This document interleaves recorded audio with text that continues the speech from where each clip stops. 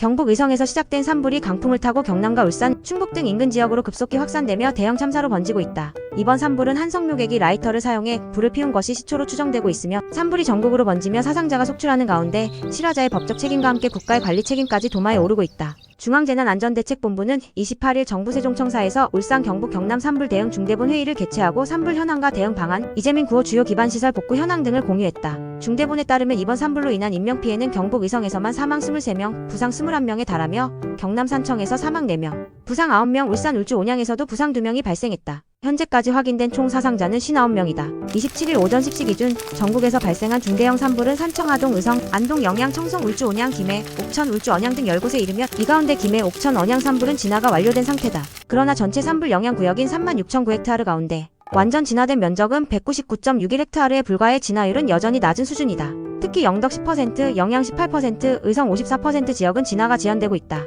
28일 현재는 94%가 진화율로 오늘 안으로 주불이 진화될 예정이다. 그리고 지리산으로 향하는 산불은 천왕봉 일대의 방어선을 구축하며 총력을 다하고 있다. 경북 의성군에 따르면 이번 산불의 발화 원인은 50대 석유객이 라이터를 이용해 불을 피운 것에서 시작된 것으로 추정된다.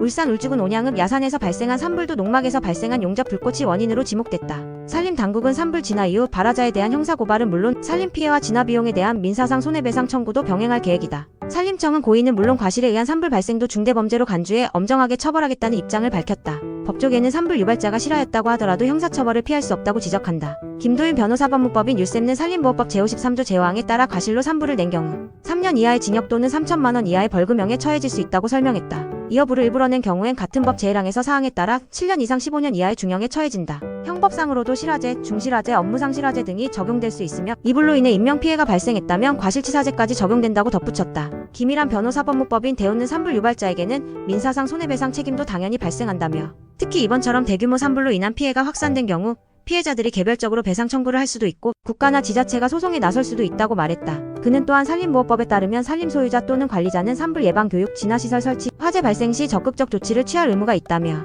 이러한 사전 예방 조치가 미흡했다면 국가도 관리 책임에서 자유로울 수 없다고 지적했다. 이어 산불 통합 지휘체계, 예방 의무, 화재 유발자 관리 등 모든 시스템이 제대로 작동하지 않았고 경각심 제고에도 실패한 상황이라면 국가도 일정 부분 금전적 책임을 져야 할 것이라고 강조했다. 실제 산불 피해를 입은 주민들 사이에서는 정부의 초기 대응 미흡, 사전 경고 부족 등에 대한 비판이 잇따르고 있다. 주민들은 고령층이 많은 지역 특성상 신속한 대피가 어려웠다며 화재 초기 단계에서 경고와 대피령이 제대로 전달되지 않았다고 토로하고 있다. 전문가들은 석류철, 건조기 등 특정 시기에 화재 위험이 집중되는 만큼 라이터용 접기화기 취급에 대한 철저한 통제와 공공 캠페인, 드론 감시 등 첨단 감시 시스템 도입이 필요하다고 강조했다.